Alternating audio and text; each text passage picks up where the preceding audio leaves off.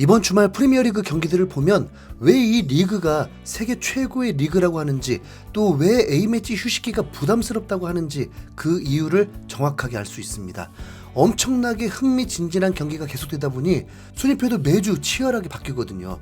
일단 현 시점에서 프리미어리그 순위를 보면 1위 맨시티, 2위 아스날, 3위 리버풀로 경기를 아직 하지 않은 토트넘을 제치고 다른 세 팀이 위로 올라갔습니다. 그리고 뉴캐슬도 4대1 대승을 거두면서 8위에서 단숨에 5위까지 치고 올라왔고, 맨유가 10위에서 8위, 첼시는 12위에서 10위, 이렇게 어느덧 또 저력 있는 팀들이 스멀스멀 위쪽으로 올라오고 있는데요. 역시나 프리미어리그의 상위권 싸움은 전 세계에서 가장 격렬한 게 맞는 듯합니다. 특히 영국 현지에서 가장 주목을 받았던 경기는 다름 아닌 첼시와 아스날의 대결이었습니다. 기본적으로 두 팀 모두 런던 연고지로 서부 런던 더비 중 하나로 꼽히는 매치이고, 이번 경기가 첼시 홈에서 치러지기 때문에 반등의 기회라고 여겨지기도 했으니까요.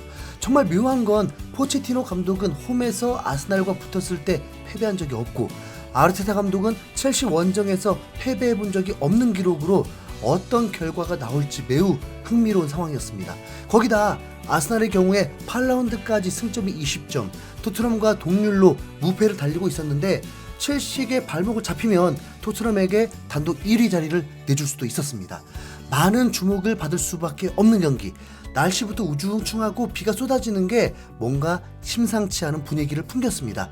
양 팀은 모두 베스트 11을 출격시키면서 이번 대결의 중요성을 또 증명했는데, 첼시는 4-2-3-1 포메이션으로 산체스 골키퍼와 쿠쿠렐라, 코렐, 실바, 구스토 포백, 엔조 페르난데스, 카이소도가 3선 미드필더, 무드릭, 갤러거, 팔머가 2선 공격진이고, 스털링이 원톱 스트라이커로 나왔습니다.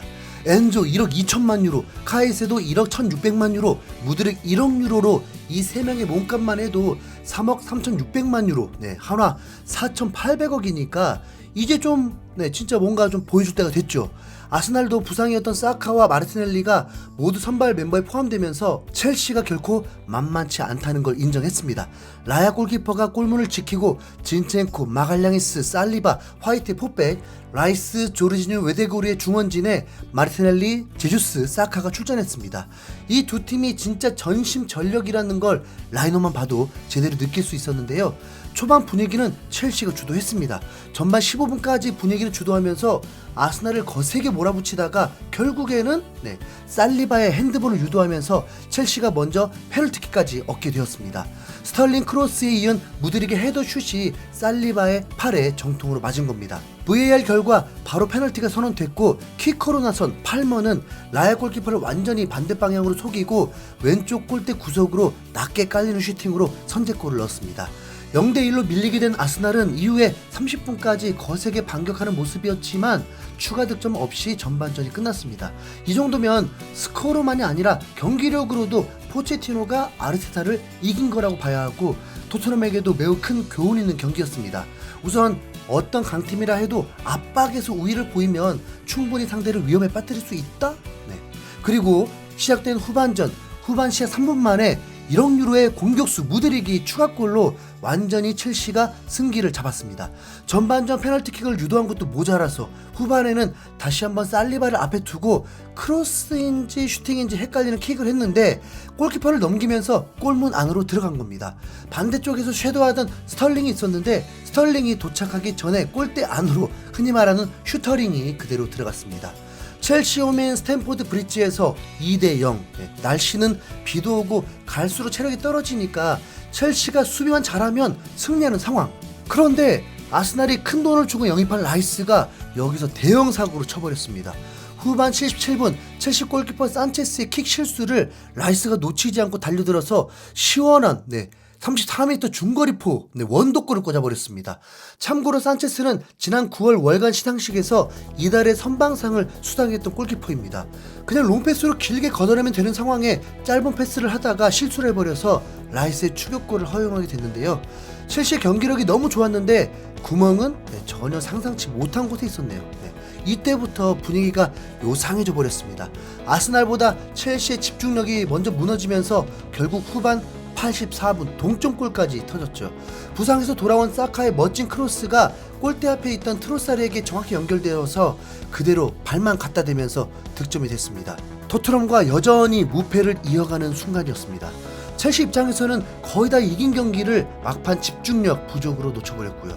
만약 첼시가 이 경기에서 승리를 했다면 승점 14점으로 9위까지 올라갈 수 있었고, 반대로 아스날은 한 경기를 더하고도 토트넘과 동률로 리버풀에게도 밀리면서 3위까지 떨어질 수도 있었습니다.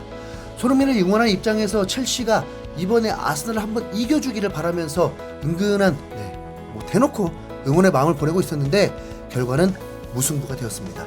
그래도 승점 1점으로 토트넘 단독 1위 기회를 준 건 맞습니다. 그래도 손흥민의 스승이었던 포체티노가 중요한 순간에 한 건 해주긴 했네요. 그리고 양 감독의 무패 기록은 그대로 이어가는 데이터는 무시할 수 없다는 걸 알게 되었습니다. 영국의 공영방송 BBC에서는 이 경기가 첼시의 저력을 보여줬다면서 주목했는데, 첼시는 홈에서 아스날을 압도하면서 최근 역사상 가장 절망적인 시기에서 희망과 낙관을 향한 긴 여정 가운데 드디어 한 줄기 빛을 찾은 듯 보였다. 포체티노 감독이 값비싸게 재가공한 첼시는 2대0으로 앞서고 있었고, 홈팬들은 그의 지휘 아래 최고의 순간을 맞이하는 첼시의 모습에 1년여 만에 가장 활기차게 응원을 보냈다라면서 경기 중반까지 아스날을 압도했던 모습에 그래도 긍정적인 신호를 봤다고 전했습니다. 하지만 2점 차의 우위를 지키지 못하고 결국 무승부로 끝낸 건 거의 패배한 느낌이라면서 아쉽다는 표현을 하기도 했는데요. 받아들이기 힘든 결과지만 첼시의 경기를 자세히 들여다보면 투엘과 포터, 램파드의 암울한 역사 이후 포체티노 감독 아래서 마침내 더 나은 시대가 올 수 있다는 분명한 신호와 함께 달콤한 맛을 찾을 수 있을 것이다 라면서, 그래도 전임 감독들보다 포체티노가 앞으로 더 나은 모습을 보여줄 거라고 기대했습니다. 또 다른 매체인 스카이 스포츠에서는 이번 대결이 유혈이 낭자한 경기였다면서 피튀기는 혈투였다고 묘사했습니다. 아스날은 두 골 뒤진 상황에서 반격에 나서 무패 기록과 승점 1점을 지키기 위해 첼시에 맞섰고, 피가 흘러넘쳤던 서부 런던 더비는 양팀 골키퍼의 실책으로 결국 2대2 무승부로 끝났다라면서 치열했던 두 팀의 맞대결을 전달했습니다. 이제 토트넘은 오는 풀럼전에서 승리만 하면 승점 23점으로 맨시티와 아스날을 넘어 단독 1위까지 노려볼 수 있는 상황인데, 반대로 아스날 팬들은 이번 결과에 대해 매우 아쉬워하는 반응이 많았습니다. 이번 무승부로 우승 경쟁에서 뒤처졌다면서 첼시의 저력에 한 방 먹었다는 말이 많았죠. 아스날의 경기력은 솔직히 기대 이하였다. 살리바의 핸드볼도 그렇지만 팔머가 놓쳐서 다행이지 라의 실수도 치명적이었어. 벌써부터 맨시티에게 승점을 따라잡히면 앞으로 우승 경쟁이 훨씬 힘들어질 거야. 이미 토트넘에게도 밀릴 수 있잖아. 라이스의 중거리포가 우리 살렸다. 그리고 사카의 복귀도 신의 한 수였어. 진짜 위험한 경기였다. 첼시의 저력을 너무 무시했던 건가? 후반 70분까지는 그냥 지는 줄 알았어. 우리의 미드필드진은 최상위권이라고 생각하는데 첼시 선수들도 이번에는 돈값을 톡톡히 한 느낌이야. 첼시 골키퍼의 멍청한 실수가 없었다면 아스날은 그냥 진 거야. 솔직히 실망스러운 경기력이었다. 라이스와 사카가 아르테타 감독을 살렸다. 저도 이상하지 않은 경기였는데 날씨가 변수였던 것 같아. 풀럼이 다시 한번 토트넘을 잡을 수 있을까? 제발 토트넘에게 승점 3점을 주지 말아줘. 네. 아스날은 첼시 경기로 약점이 좀 더 드러났죠. 다음 후반기 토트넘 홈에서 붙게 되면 더욱 긍정적으로 상대해 볼 수 있을 듯 합니다. 그런데 이게 첼시에게 무조건 고맙기만 한 게 아닌 게, 토트넘도 곧 첼시와 경기를 하게 되거든요. 네. 생각보다 더 긴장을 해야 하는 상황이 옵니다. 포체티노가 1월 안에 파리 안에서 경쟁할 수 있게 하고, 혹시 오시멘 데려와 버리면 정말 역대급 챔스 진출 싸움이 일어날지 모릅니다.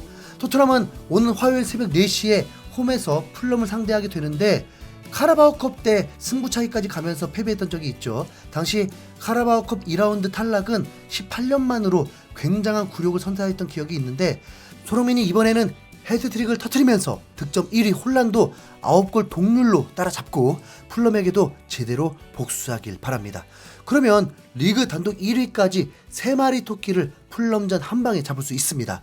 자, 손흥민 파이팅! 토트넘 파이팅! 이상 흰수염고리였습니다.